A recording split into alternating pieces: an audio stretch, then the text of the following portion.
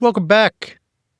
I think this is recording. Welcome back to QAV TK. It is episode 827. It's the 8th of July, 2025. Benjamin Netanyahu has submitted Donald Trump for a Nobel Peace Prize. Tony? I hadn't heard that. That's gold. Is that gold? Yeah. And Trump said, coming from you, that means a lot. Is that peace through superior firepower? I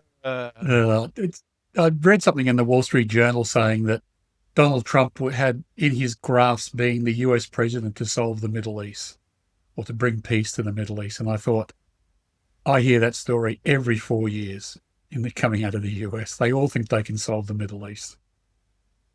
Well, they have solved it. It's exactly how they want it to be. Yeah, right. This is how they've engineered it deliberately. As Joe Biden famously said in the 80s when he was a senator, if Israel didn't exist, Mr. President, Mr. Speaker, then we would have had to invent it. Well, they did, pretty much. Pretty much. Yeah. Well, they didn't invent it. The British Right. kind of enabled it, but the US enabled it to survive. Yeah. Yeah. What was the other one I saw? The article that has got the Bain Consulting Group in a flat because one of their principals went rogue and wrote an article for, of all people, the Blair Institute. So Tony Blair's disowned it as well, saying that here's the business case for paying Palestinians to leave Gaza and then turning it into Trump Tower Resortville. Right. Well, less was said about that, the better. Well, that would get a Peace Prize, wouldn't it? Maybe that's the Peace Prize that is referring to. Yeah, well, I think they're just trying to genocide them all out and still get a Peace Prize. It's what did you say? Peace through force. It's very Orwellian, isn't it? Firepower. Yes, it is. Yeah, actually, that's right. Yes.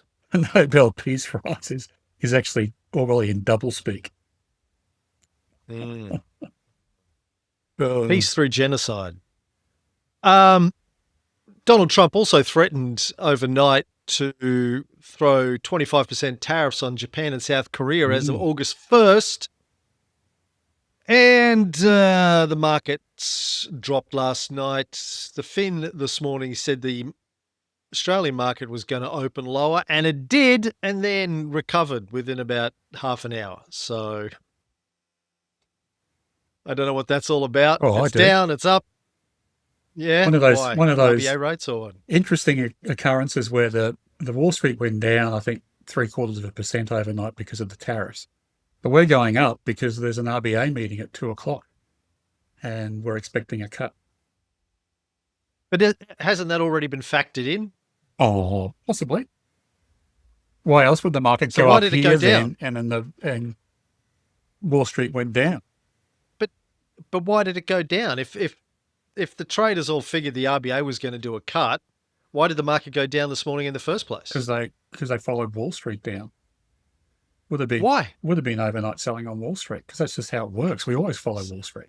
Okay. Because part of the market opening is clearing overnight trades on the ASX, and that's usually Wall Street changing positions in Australia, which they would have done if they thought Wall Street was going down.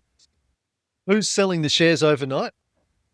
So I remember doing the podcast we did on what drives the futures, the overnight futures in the ASX, and apparently it's a stack. There's like overnight trades that come in which get cleared first before the market opens in the last sort of half hour before the market opens, and that sets the market open. So if an overseas shareholder wants to sell BHP, they put their order on and that gets done first because it comes in the first overnight and then it gets done before, either at market open or just before the market opens.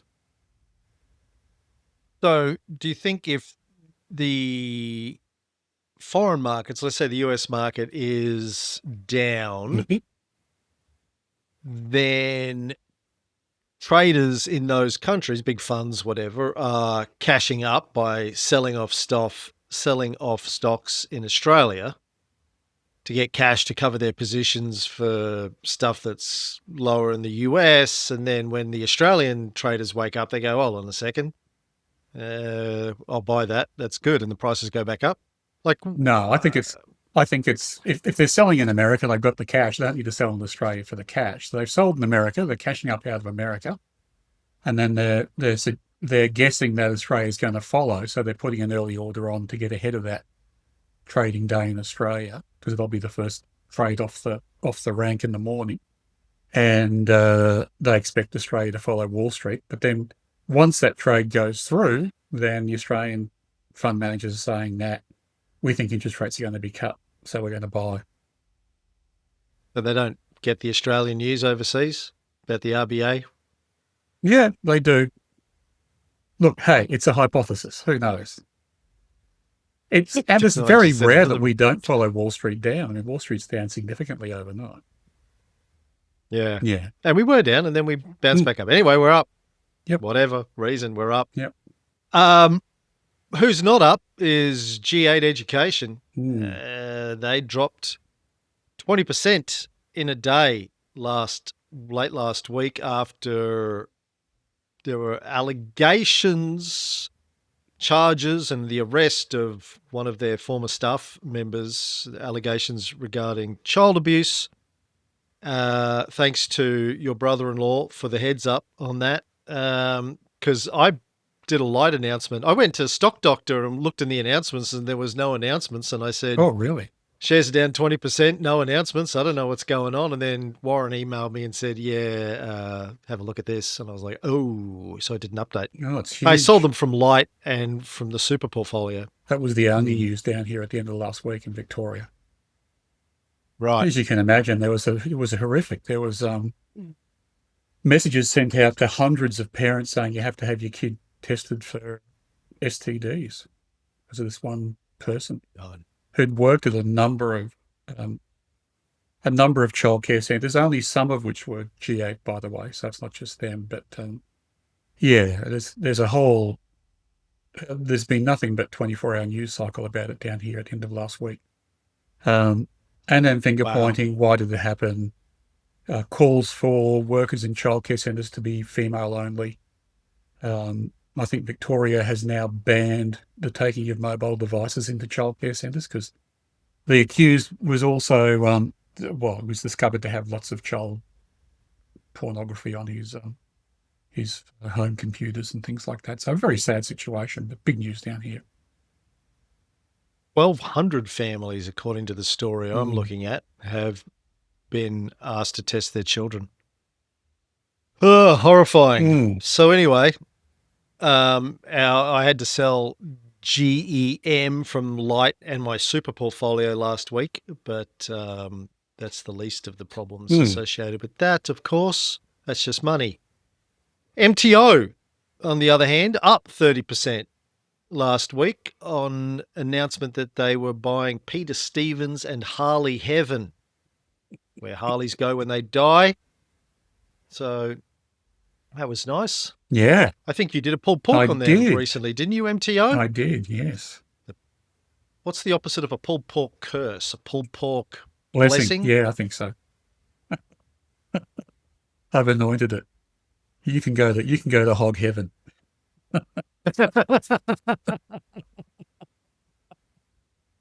Oh.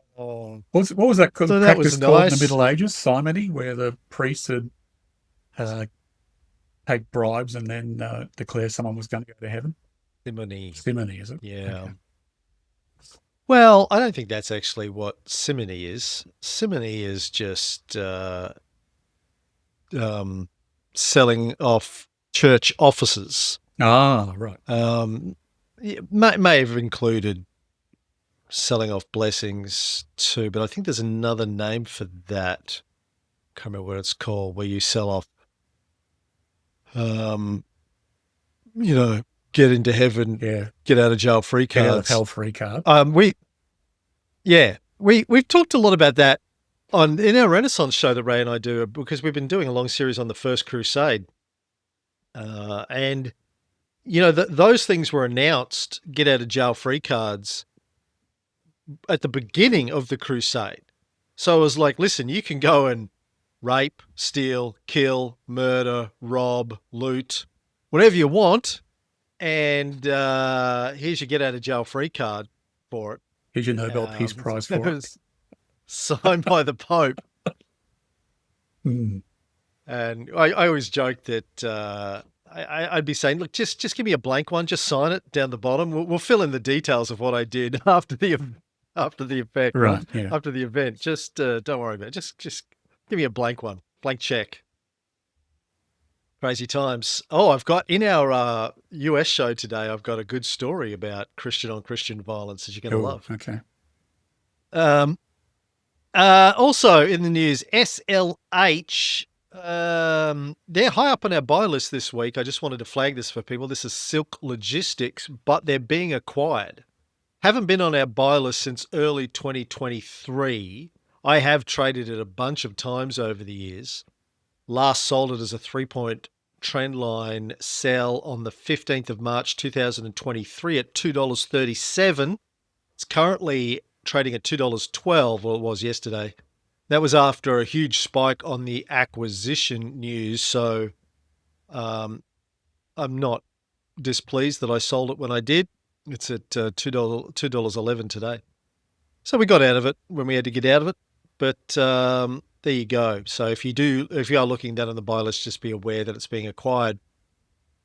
Before I throw over to you, just a couple of things. Results. Daryl sent in his FY25 results. Good returns for me in this financial year, 21.6%.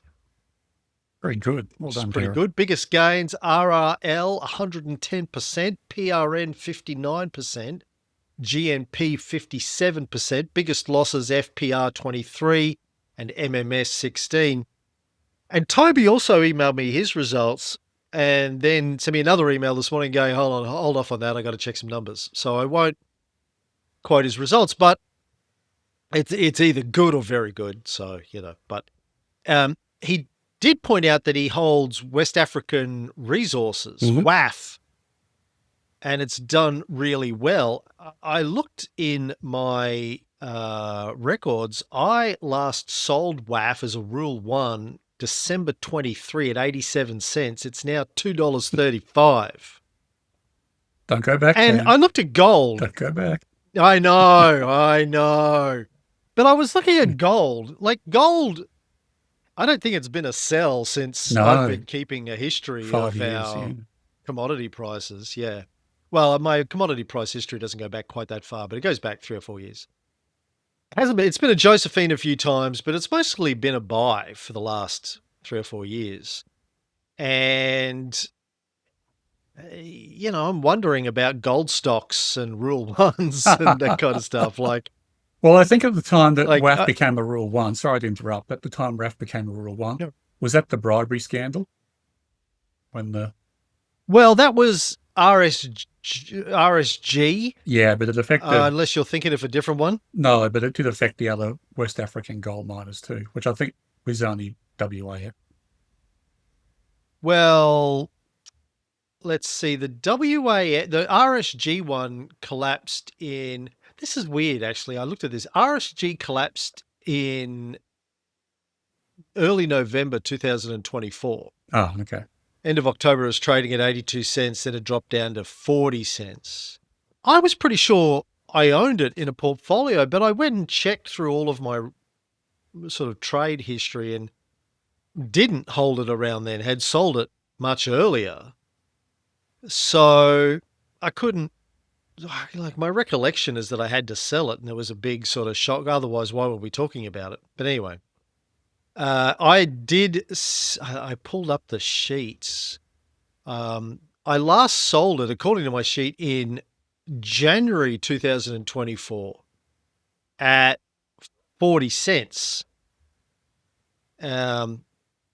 Which that's about the price it was in November 2024. So that doesn't make sense. Oh, it might have been a Rule 1. Oh, no, it was also there in January 2024. So it's already 40 cents. It went up to 80, then dropped back to 40. It's now back up to 68 was going to be my point. Right. So again, like I should have just held. I mean, Yeah. should have just held it. Well, I'm assuming it's gone back through its byline, so you could have rebought it too. But just other things get higher on the buy list. Yeah, I know. But I guess my question is, when we own a gold stock, should we just hold it forever unless gold becomes a sell? Yeah, well, possibly. Yeah. I mean, but I mean, at the time when we were looking at the problems in West Africa, we had no idea how it was going to play out. There was talks about nationalising the industry and all sorts of things. So we follow the rules. Yeah. You're playing a prediction game with hindsight. Look, I know. It's actually a good game to play because the rules may change, but you've got to come up with some evidence that's objective and not just if we had it done at that time, it would have worked, right? Well, no, it's more about looking at the underlying commodity for gold. Right? If regardless of what's happening to the individual business, unless it's, something completely dramatic, unless it's a real red flag type situation, if gold is continuing to go up, and this is a gold miner. Well, there's been a couple. Should we just say nothing else matters? No. There's a couple of other. I'm just trying to remember. I think there's a couple of gold stocks, but it's definitely Northern Star Resources, I think, dropped from memory. I better check that. In the last couple of days because it came out and said it needed more capital to develop its mines or whatever. I didn't pay much attention to the story. But there are other reasons why gold miners decouple from the gold price stock. Yeah, look at the graph for NST, Northern Star Resources, dropped like a stone recently. And I'm pretty sure that was on news of, either not meeting its production targets or needing more capital or something. So for business reasons, we may want to sell these things. And if it's business reasons, we let the trend lines and our rules guide us. But it's also up like nearly over 100% in the last year. Yep. A year ago, it was trading at 12 cents. It went up to 21. Well, now it's back down to 17. But still. All I can suggest is you test it. Go back and not just pick the one that you held and didn't and sold and shouldn't have, but and go back across all gold miners for the last 5 years and run some regression and convince me that the rule needs to change for gold miners. That's Tony work. I'm just that's too hard. Free work. Too hard for me. Yeah. No, smart guy work is what I was hinting at. That's for people smarter than me. I get paid just do what the smart people tell me. Wow. Oh, look, I'll put it on the list. RBA is expected to do a rate cut. Yeah, I will. ASX seesaws ahead of RBA decision, according to the Fin now, as of a few minutes ago. Mm-hmm. What time is that due to come out? Like around about 1:30? Oh, no. They meet at 2 o'clock, so it's usually like 2:30 or later. That's right. We normally record later. Yeah. What do you got on your list of things to talk about today, Tony K? What have I got? I have a couple of things. So speaking of commodities, there's been a few changes on the commodity list, I noticed. Oh, lots of changes this week. I was preparing my pulled pork, but iron ore's now a buy, as is coking coal. Thermal coal was, I think, last week. It's now Josephine, but it's looking good. And lithium is back on the buy list. So Pilbara Minerals is on the buy list. But in looking through those stocks exposed to those things, I think Yancoal was the only coal company above its buy line. There are plenty which had just turned up from their sell line. So I guess watch the space. They might become buys in the coming months. Same with Pilbara Minerals, which is on our buy list. It's not a buy yet from a sentiment point of view. It's turning upwards, but still has a bit to go to reach its buy line. So yeah. Yes, and I added FEX as a possible buy for the light folks yesterday because iron is a buy again. One more note I wanted to point out: OML who you also did a pulled pork on recently. Ooh, media. Yeah. Ooh. Ooh. Late night media.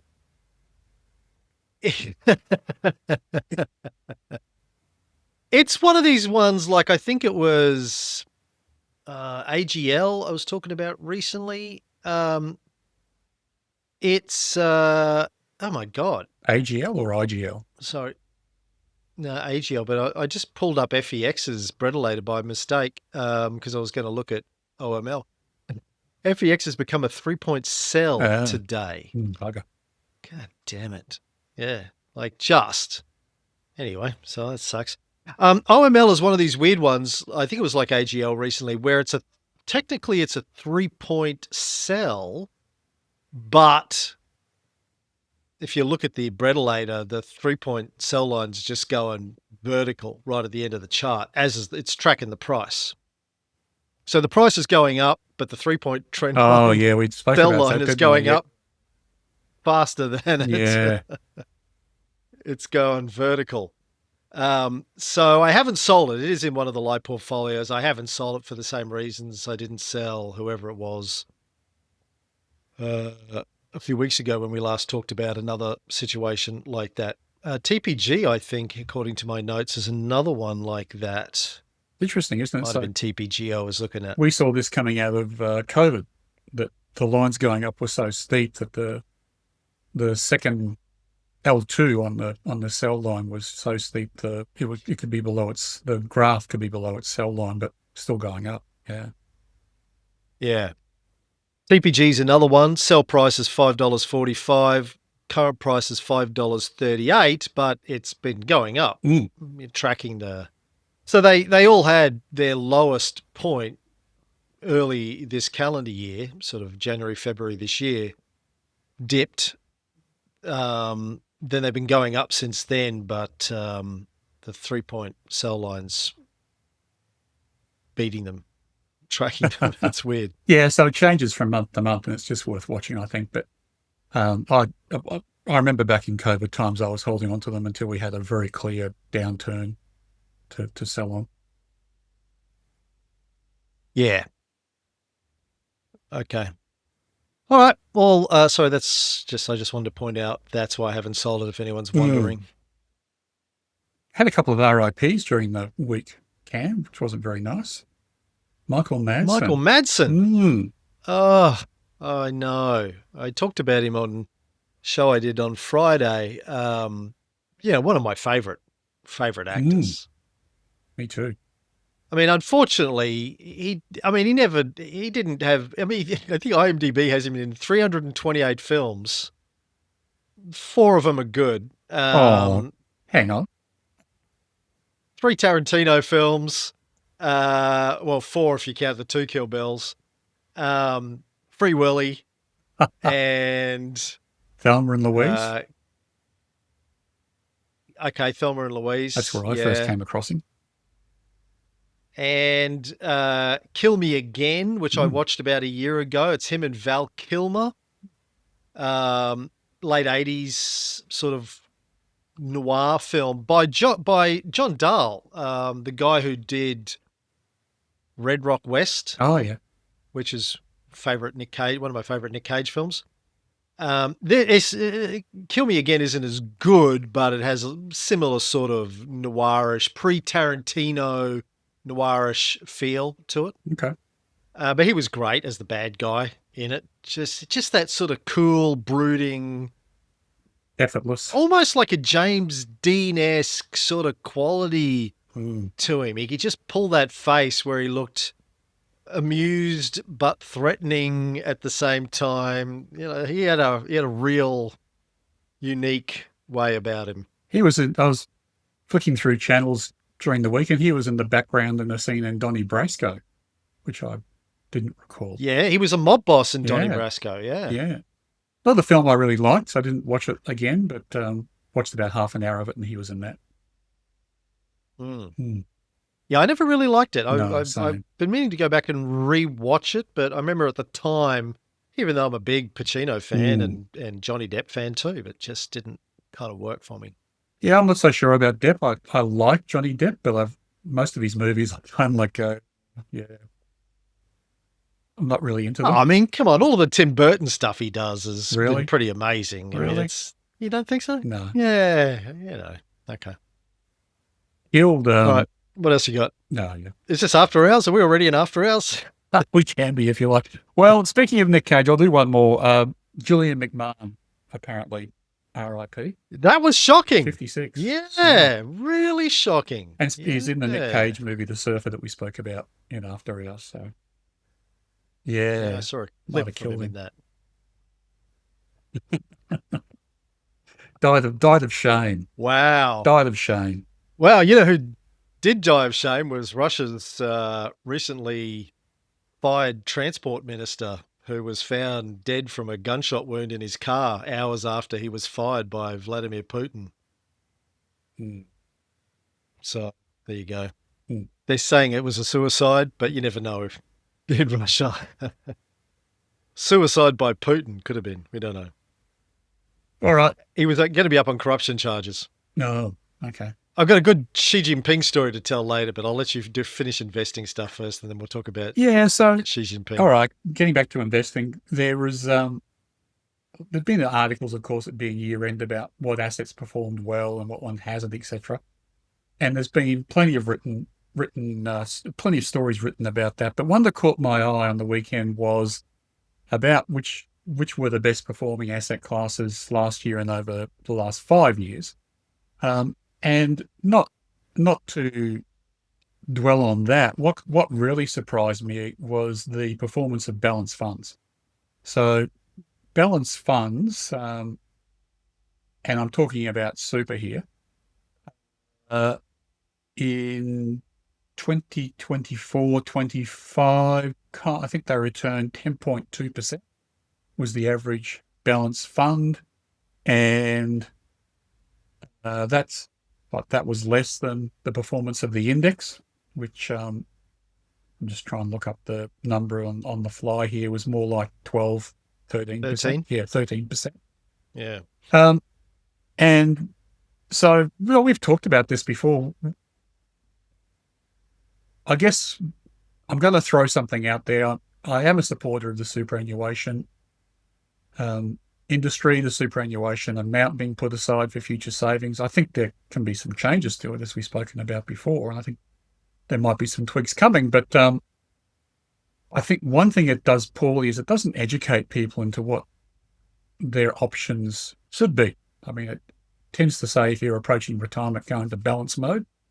But as I know from my experiences in the GFC, every asset class goes down when the shit hits the fan. So thinking you're going to retire and have some kind of stable retirement because you're in a balanced fund is nonsense. And if you're in a balanced fund, you're actually missing out on some upside, because at least in the last 3 years and in the last year, putting your money in an ETF, an Australian ETF would have outperformed a balanced fund. And what I found interesting about the article I read was that the average MER, so the average fee on in super for just a balanced fund in the My Super default section is now approaching 1%. Was 0.9% was the average. So you're paying for the privilege of underperformance. Now, I know that super fund managers would say, yeah, but we have a lot of work to do to diversify the portfolio into different asset classes, and that's why it's a balanced fund and there's work involved. And I get all that. Should you really be in an asset class that's lower than the index and then pay for the privilege, I guess, is my thought for this week. And my answer to that's no, because I don't think being in a balanced portfolio provides much safety when the shit hits the fan and you're not getting the performance and you're overpaying for it. So I'll throw that out there. You can make a TikTok out of it. We'll get thousands of people wanting to, argue with me, and that's fine. But, use the facts, not your opinion. Yeah. So what do you think, like if you were made the Australian superannuation czar by your mate Albo, what would you do? My mate Albo. I would do a couple of things. I would suggest my super should go into index ETFs. And, there'd be some debate about whether that's just Australian or whether it's overseas and Australian. But that's what I'd be doing. I wouldn't be. So your fees are like, what's the fee? What's the MER on STW or VAS? They're very low. They're about 0.25 of 1%. So straight away, you're, 0.75% better off than being in a balanced fund. And then in terms of superannuation, it's got to be, they're trying to review it now in terms of whether it should be interest-free in retirement or whatever. Sorry, tax-free in retirement. That's a whole different kettle of fish. One thing I would consider doing is allowing people to take money back out of super as long as it went into deposit on an owner-occupier house. So I did some research in the last week or so because Alex will be in the market, I guess, as a first home buyer at some stage in the coming years. And there is now an equity, a co-equity option that the federal government's trialling and will likely roll out, where you need a 5% deposit, but then they go co-equity with you. It's like buying a house with a relative or a parent or a mate or whatever, which eases your way into the property market. And then there are some rules around when you sell it, you have to pay them back, and et cetera, et cetera. Or if your circumstances changing, you might have to buy them out. But it's not a bad idea. But if you allow people to do that with their super, then the government doesn't have to go on the hook, right? And it doesn't necessarily have to be a take money out of super to use on your house. It could be something like the superannuation you've accrued loans you the money for a deposit on a house or to help you buy the house. How does that help first home buyers? The problem with first home buyers at the moment, as our listeners have told us, is that, to get a 20% deposit on a house or even a 10% deposit on a house, you're saving 70,000 odd for a starter home. Like if a home is, the average home price is $1 million, but say a starter is $700,000, then you've got to find 70 for 10%, and then you've got to buy the mortgage insurance, or at 20%, you've got to save $140,000. So that's one of the barriers to entry to first home buyers. But if you had, some money in super, 70 grand in super, that's saving for your retirement, but so is owning your own home, is also helping you in retirement. So why shouldn't you maybe have some kind of loan from super to fund your entry into the property market? So it can be repaid over time back into super, or it's there. If you sell the home, it goes back into super. It just doesn't go into your pocket and then get frittered away. So anyway, that would be my change to super at the moment. Right. Okay. As well as defaulting my super into an index ETF. Right. Can you do that already, though? As if you have your super, you can put it into an ETF, can't you? No. So you have to do something like you're doing now, where you get the ability to direct your investments. I'd be interested to know how many people do that and they're aware of that option. At the moment, if you make no option, it defaults into my super. And I'm not sure whether it goes into the my super balance, but it probably does. Which I like I said, is putting fees into the fund manager's pocket, and giving you an underperformance if you compared to having it as an index hugging ETF. Right. So my client buddies will hate me for that. Yeah. A lot of this comes down to education, though, right? Does. So, people aren't being educated about what their options are. I mean, they're relying on the industry to educate people, but the industry has incentives still, even after the inquiries that have been had. The industry still has incentives to push people this way or the other way, right? Yeah, exactly. And even though I'm a fan of industry funds, because they generally are cheaper than retail funds, I still get annoyed when I see them advertise on TV saying, my fund's got 8% return over the last 10 years or 15 years or whatever it is. And I'm thinking to myself, well, that's sub-index. Why? Yeah. It's the old marketing trick of promoting your worst your worst feature because the good ones Yeah. sell themselves. It's like you say that like it's a good thing. Exactly. 8%. Really? Yeah. But here's the thing. Like, speaking from my own experience, before we started doing this show, Yeah. I wouldn't have known if that was a good thing or a bad thing. Now I look at that and go, well, that's sad. That's a bad result. But I didn't know that 6 Correct. years ago. Because, as you say, all the industries are aligned to making you look somewhere else where they get a fee. Mm. And now what's surprising to me, I mean, I was surprised that the average fee for a My Super default option was now 0.9% because, you know, that's getting up there. I always thought they were pretty low, like half that, but no, they're not. Mm. Okay. What else you got? I got a pulled pork on Plenti Group. You heard of it? PLT. PLT, that's right. I have. They've, pretty sure I've bought them. I own them. Ah, okay. Let me see. PLT, yeah, I own them in two parcels in the same live portfolio.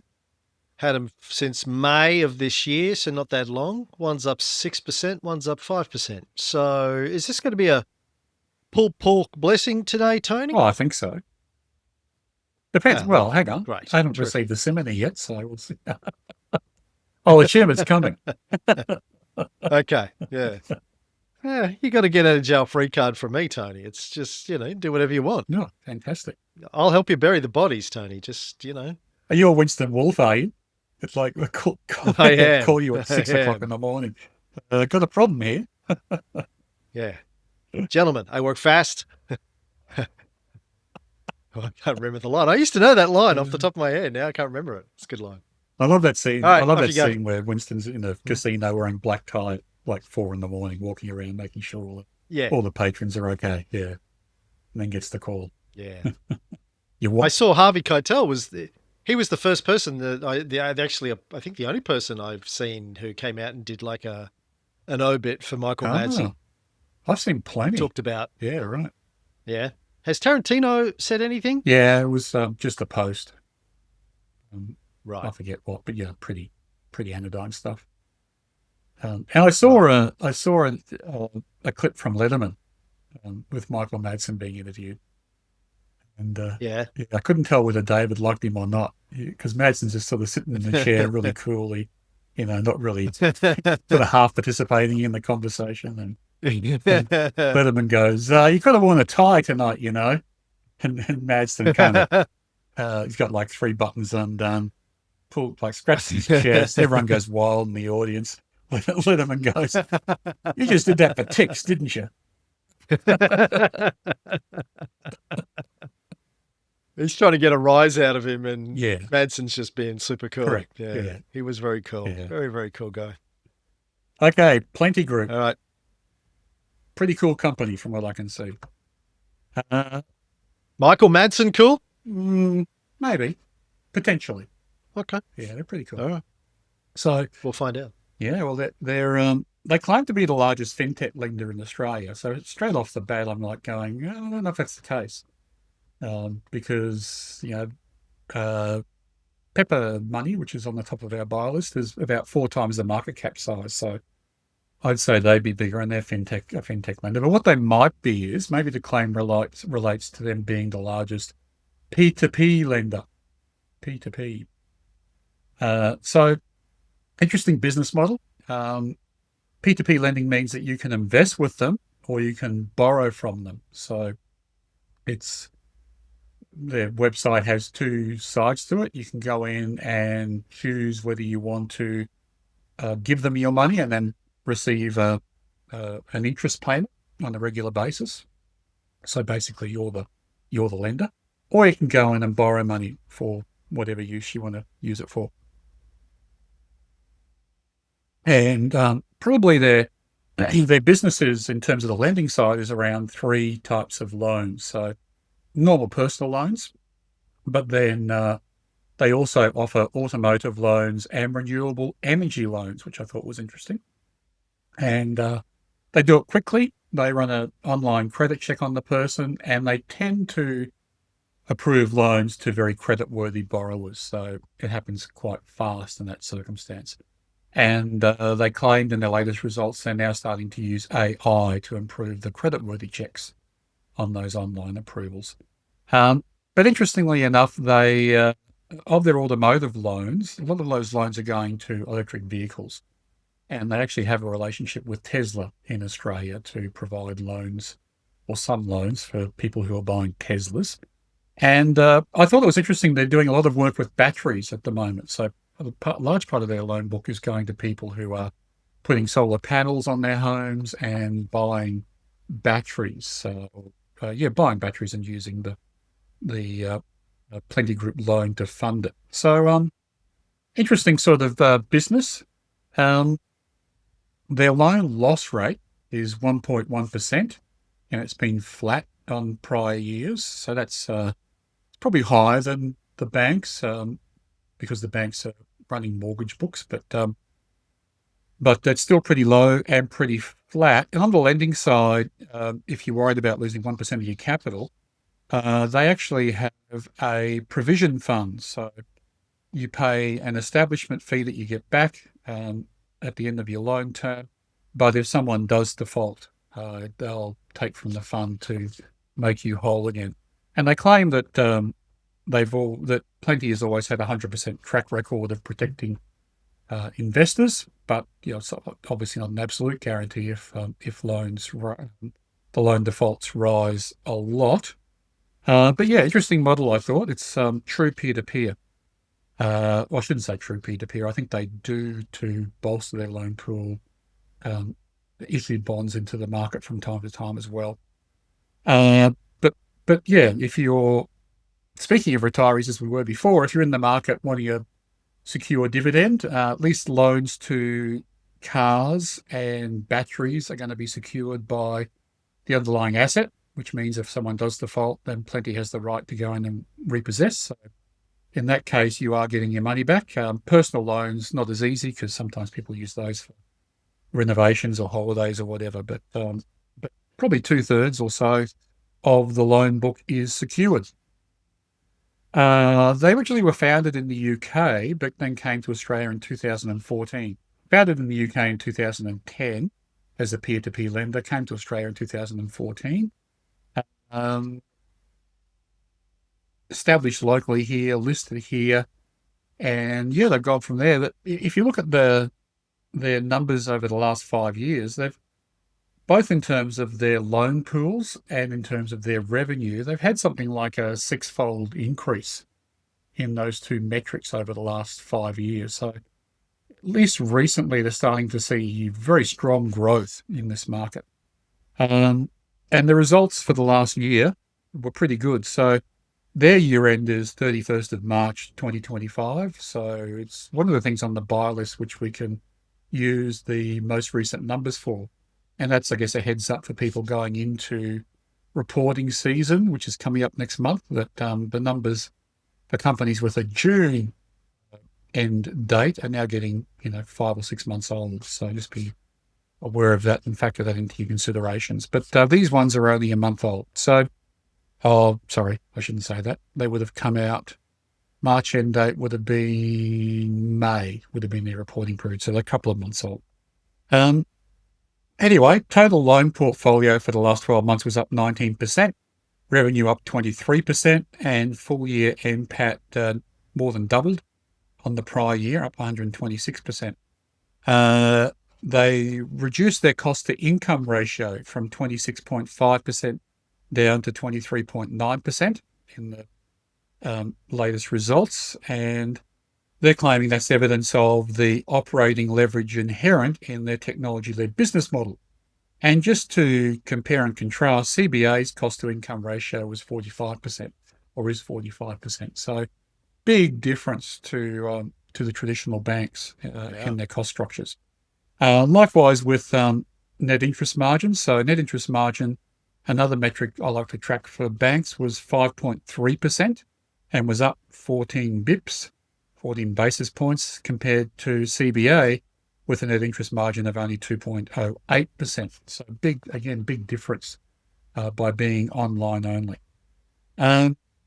Couple of things that have happened for this company recently. So in June, they've announced that the West Australian government has got them involved in running the West Australian residential battery scheme. So Plenti is using its technology to providing a simple application and management portal for accredited vendors, allowing households to access both the rebates and financing in one simple experience for their batteries. And the West Australian government is providing very good incentives and rebates to buy batteries at the moment. And Plenti is facilitating that scheme. Obviously, they get the benefit of people taking out a loan to buy the battery, even after rebates. And then also in the last little while, Plenti and NAB have announced a strategic partnership. So under the partnership, Plenti provides NAB powered by Plenti car and electric vehicle loans and makes Plenti brand renewable energy finance available to NAB customers. So that launched in the second quarter in 2025, so last year. But it's been ramping up, and it's had quite a large increase in the last quarter of people taking out loans through the NAB powered by Plenti platform. And the other thing to mention in terms of recent news is that they transitioned their CEO. So Adam Bennett, who is ex-NAB actually, so he perhaps was behind that title. He joins as CEO, and one of the co-founders, Daniel Foggo, transitions to a non-executive director role. So seems to be a successful transition based on the latest results. QAV numbers for this company, and I hasten to add, average daily trade for this company is only $59,000. So it's small, even though it has been growing over the last 5 years. It's only going to suit small portfolios, or at least a small position in the larger portfolio. Share price for analysis was 91.5 cents. Interestingly enough, that's only 70% of the consensus target. It's above IV1, which is $2.03, but below IV2 of 31 cents. It's well above book value, which is 24 cents per share, so we can't score it on that. Company isn't paying a dividend, so we can't score it on that. Stock Doctor Financial Health was only marginal, and the trend was steady. I also saw that in the Stockopedia quality ranking, which was only 41. I think both quality rankings or quality valuations are probably lowered because of the P2P model. So a lot of them are set up for industrial type companies, which Plenti isn't. Not even a normal financial services company, because it's both a lender and a borrower. Well, it's a bit of a variation on that because people are doing it directly. And so I think that's what's affecting the quality ranking.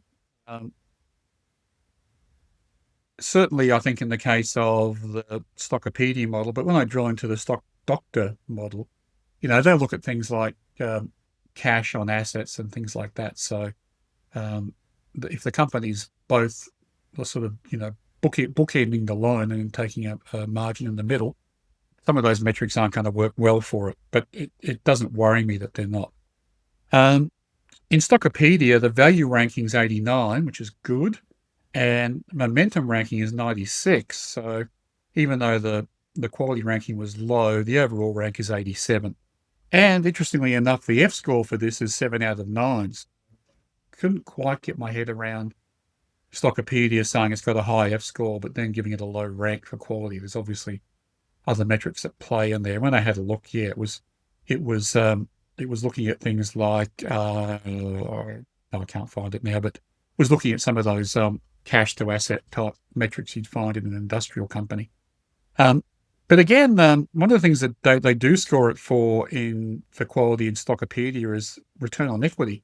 And this is a capital light business. And so the ROE in Stockopedia was recorded as 71.9%, which is huge.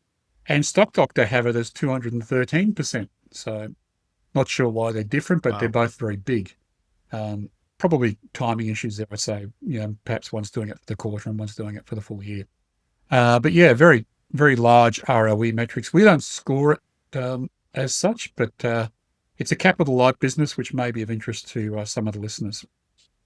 What's interesting me is the PE for this company is 2.3 times, and the prop cap is 1.01 times. So we can buy this company at basically its prop cap, that it's the cash it's flying off, and at 2 times, a little over 2 times the earnings for the company. So it's a screaming buy in terms of value. One thing which sort of I tried to drill into but couldn't get my head around was Stock Doctor is forecasting negative earnings per share growth. And that didn't gel with what the company is saying about growth. If you look at their presentation on their annual results, they were forecasting growth. So not sure why that's happening. Stock Doctor are taking that valuation or that forecast from one of the brokers who cover the company. There's only one broker covering the company, so I couldn't get access to that broking report. So I can't say why the forecast is for negative earnings per share. I'm a bit suspicious of that, given the growth the company's had over the last 5 years and what they're saying in their presentation. But anyway, it's only one part of our checklist. But we can't score it for growth over PE. Look, perhaps I'm wrong, and that's the reason why it's trading so cheaply. But it doesn't sort of gel with what I'm seeing in other areas. There is an owner-founder on the board. So Daniel Foggo, as I said before, is now on the board. The board holds 24% of shares, most of which are his. It is a company with positive sentiment, but the upturn crossed last year, so we can't say it's a recent upturn in terms of buying. So don't fall for that. And it doesn't have consistently increasing equity, so we can't score it for that. So all in all, 8 out of 15 for quality, or 53%. But as I said, I'm a little bit skeptical of the quality scores coming out of Stock Doctor and Stockopedia. And overall, a QAV score of 0.52, which is high, way up on our buy list, and driven by PropCaf. So yeah, I'll leave it at that. I don't need to worry about trying to ferret out better quality scores for it when it's got a QAV score of 0.52. I think so. I think it's very interesting. The risks, I think, there's a lot of the businesses based on electric vehicle car loans and solar and battery loans. So any sort of downturn in the EV business, which is happening in the States, according to some of the reports I'm reading, or the removal of green subsidies for solar and batteries by governments, which I don't think is going to happen, but it's a risk when it does. It will hurt the business. The strengths are the capital light model, high ROE. They're expensing tech development costs, which they call out, which is a good thing, I think. So a lot of tech companies will put the cost of their IT development onto their balance sheet and then depreciate it. But these guys are paying for it out of profit, which is good. Owner founder on the board is great. And I like to look at the new CEO, who's the ex-NAB CIO and had other management roles within NAB and other companies. So certainly a very experienced person coming out of big corporate to run this company. So I liked what I saw, but do your own research and have a look. My only a recollection from NAB back in my Microsoft days is they went 6 years over time frame and triple the budget of trying to roll out a new IT system. Not sure if this CIO was that CIO, but yeah, possibly. Never had the impression that any of the big banks in this country were that good at rolling out IT. They're a bit like ASX. Yeah, well, I think the problem with the big banks, and they will readily admit this, is their legacy systems. Oftentimes they run on Hogan, which is a big bank, kind of all things, a bit like SAP became in the late 90s, 2000s.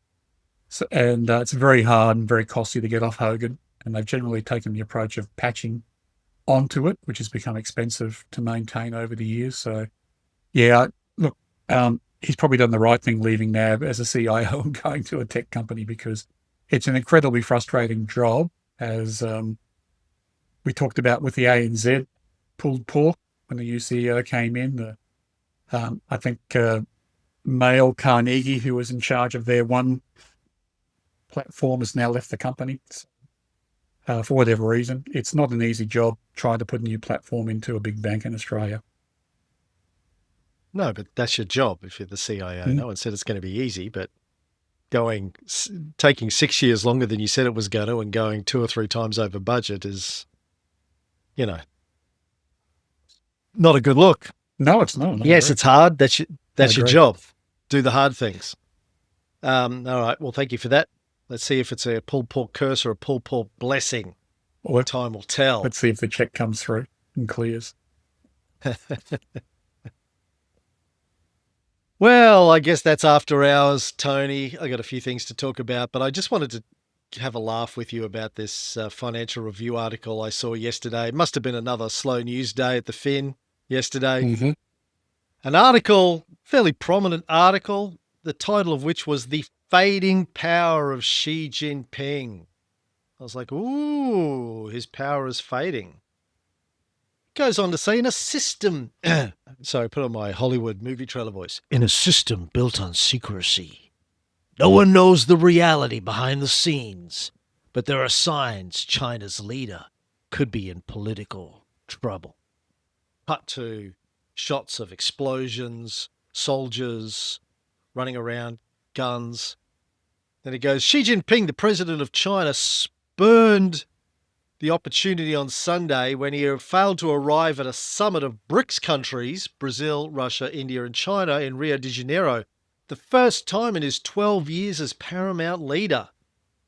This announcement, along with other recent developments, has triggered speculation that Xi could be in political trouble or even that his long supremacy over China may be under threat. Scroll down the page a bit. Says, just as Cold War criminologists would analyse the precise lineup of Politburo members at the May Day parade, so China watchers are poring over these new facts. Thus far, the most respected do not discern any clear sign that Xi is in trouble. I see no evidence that he is losing power, and I have not seen or heard any credible evidence of a move against him, says Michael Sheridan, the author of the Red Emperor biography of Xi. But just because no growls are audible outside Zhongnanhai, it does not follow that the bulldogs within must be quiescent. Against all this, says Sheridan candidly, is the big caveat that we just don't know. Then they continue on for another 2,500 words talking about why Xi may be in trouble, even though their number one Xi expert said, I see no evidence to suggest that he's in any trouble. But I figure if they predict it long enough, one day they will be right. They say, see, we've been telling you for 20 years that he was in trouble and he died of a heart attack or something. So yeah, it's just hysterical. No, I saw that article too and had the same responses. Terrible. It's a beat up master's balanced journalism. We can ring someone up and ask them if they think Xi Jinping's in trouble, and when they say no, then we can put the other side to it. He might be.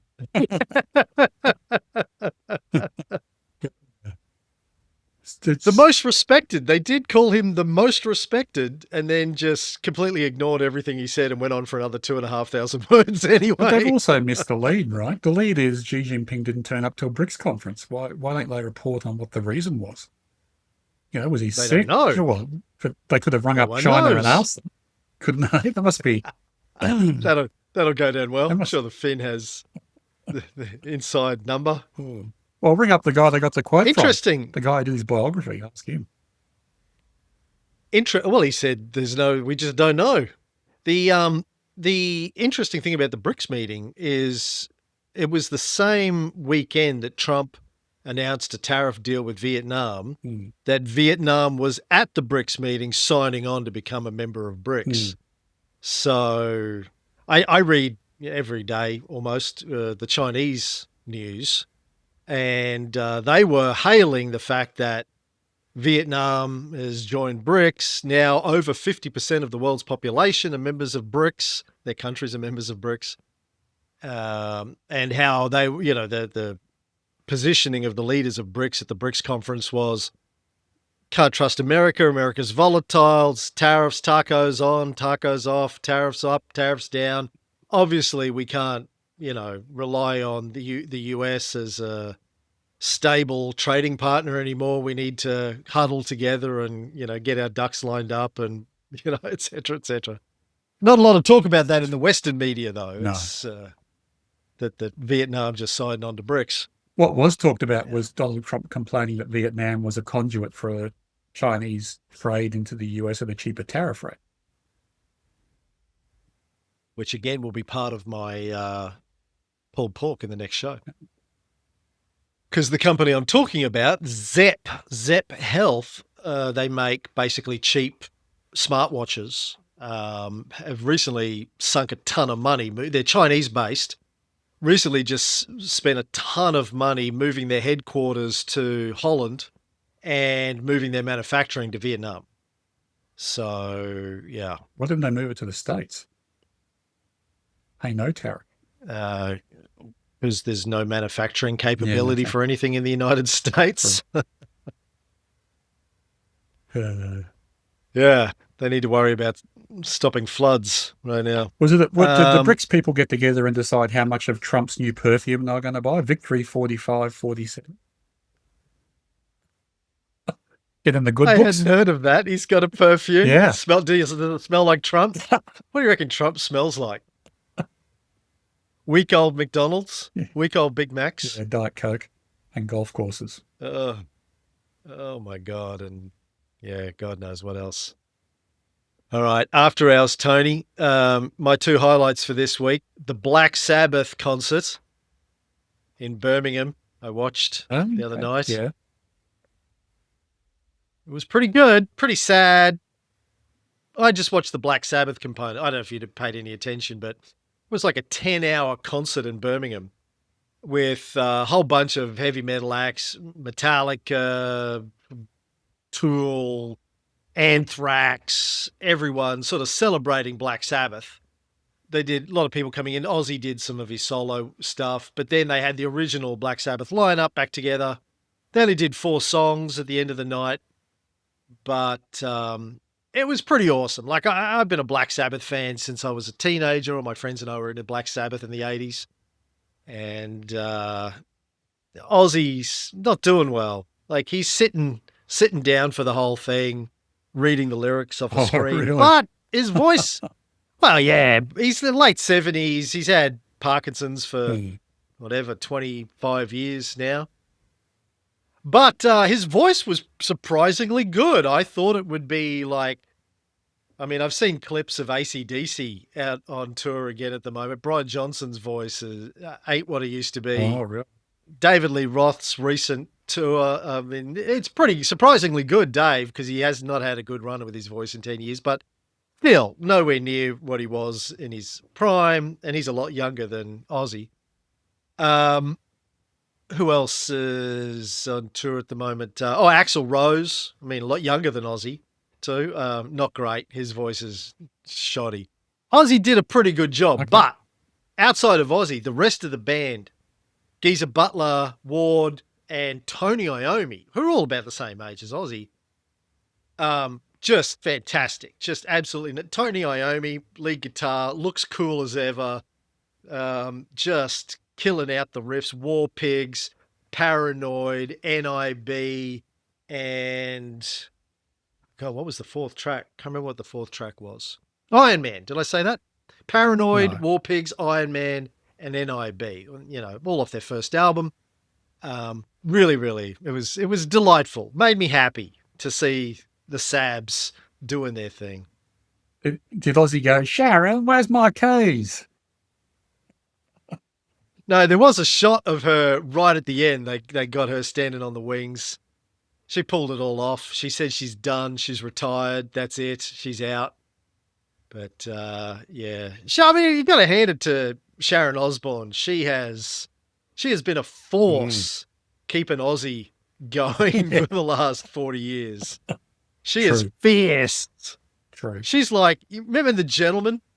the TV series version of it, the chick Yep. who took over the father's crime family. Yep. She's Sharon Osbourne. Like, she's just a scousy gangster running a rock star's business instead of running a weed operation in the mansions of things. She might have one. Hard. I've got a mansion in Yeah, UK. probably. Yeah, could have weed downstairs. Yeah. What keeps Aussie going is just all the weed that's going underground. I looked at buying tickets to the AC/DC concert at the MCG, but by the time I got round to it, there was no good seats left. And they were like $400 to sit sort of up high beside the stage. But do you know who's the support act? I do not. Oh, Amyl and the Sniffers. Amyl and the Sniffers, yeah. I did hear that, yeah, which is awesome. It I is. would go just to see I them know. open for AC/DC. That's so great for them, yeah. They're just killing it Mm. and totally deserved. Just so fresh and exciting, those guys and girl. Good for them. Yeah, I agree. Well, we went and saw... Reading-wise, Sorry, go ahead. Oh, sorry, No, go no, ahead. please, after you. I read The Little Prince, finally. Okay. Don Osbury. You never heard of The Little Prince? No. Ah, it's famous. I've been meaning to read it my entire adult life. It's a kid's book written by this French fighter pilot, member of the aristocracy, who wrote this book in 1943 when he'd briefly retired from being a military pilot. And then he went back. He was living in the United States at the time, and then he signed up for the French resistance and flew his last. He was only supposed to fly 5 missions. He flew 9 and never returned from the 9th one. And they didn't know what happened to him. They found wreckage from his plane about 20 years ago off the coast of Marseille. It was a big deal in France at the time. But it's this little book that's much beloved around the world. You go into nearly every bookshop and you'll see it in the kids section. He did all of the art for it. It's this beautiful little sort of quaint sort of pencil watercolory art. It's a story of a guy who was flying his plane in the desert and it crashed like in Africa or somewhere, or mechanical trouble. And while he's trying to fix it, running out of water, think he's going to die of dehydration, this tiny little guy who says he's a prince from another planet turns up, and they start having these long conversations about all the planets that he's been to and how ridiculous adults are. And it's this pithy little children's book about how grown-ups are focused on the wrong things. They're focused on things that don't matter.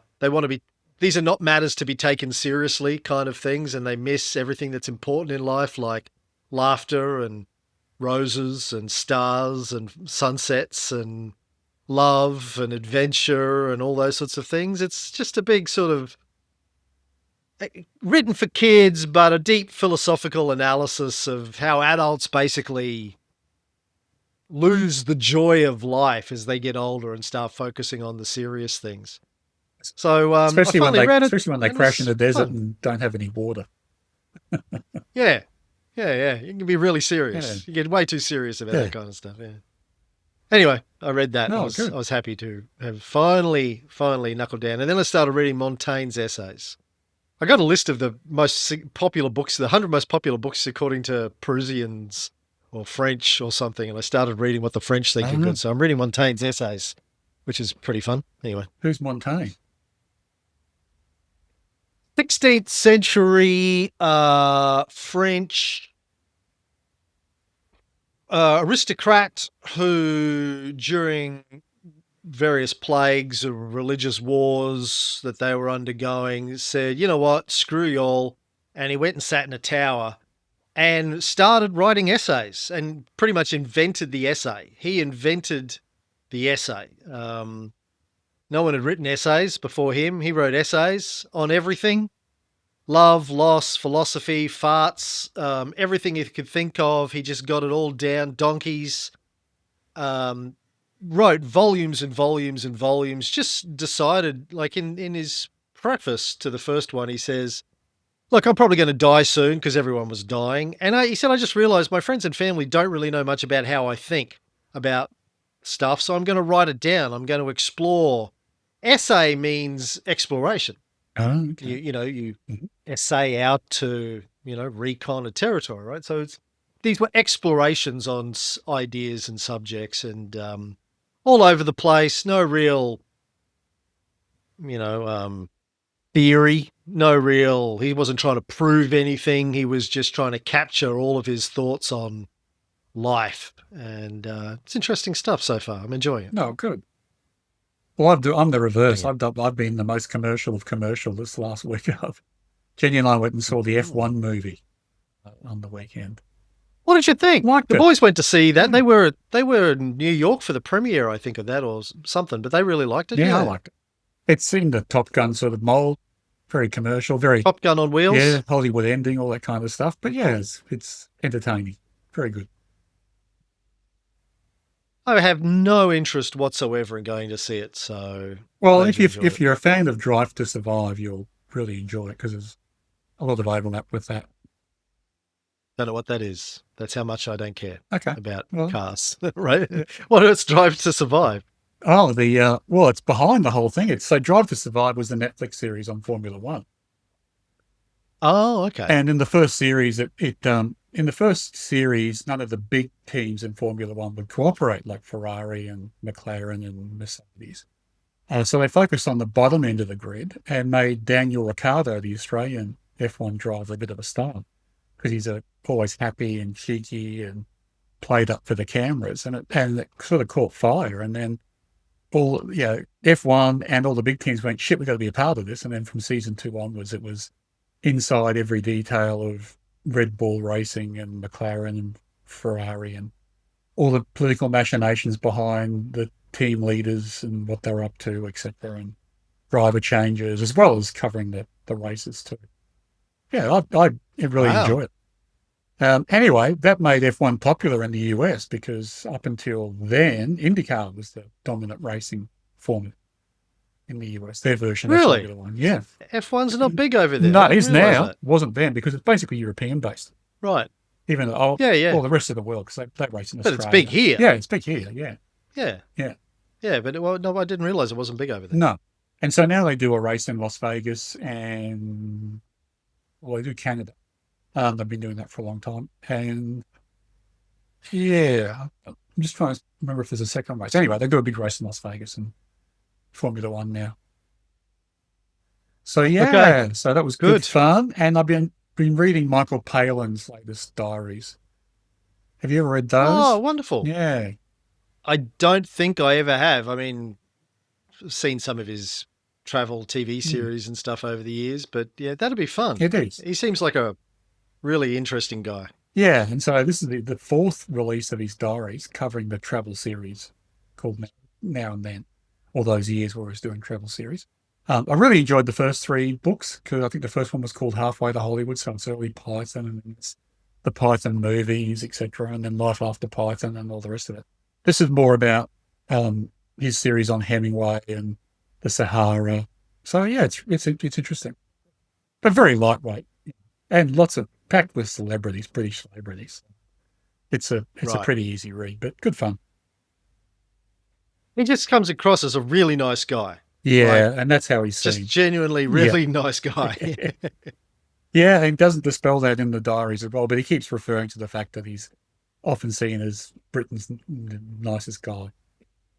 Him and McCartney, I think, have to Yeah. be the two nicest celebrities. That's the way they come across anyway. Until McCartney's divorced from, what was her name? Heather Mills. Dragged him through the mud. Well, a she bit. was... Oh, really? Hmm. That dragged her through the mud. Dragged him through the Well, mud. he dragged her through the Okay. mud and she used this as a reason to divorce him and told all in the divorce court. You didn't come Right. across as a nice guy. But anyway, I'm sure he is. Really? Mm. Wow. I paid no attention. to that. According to her.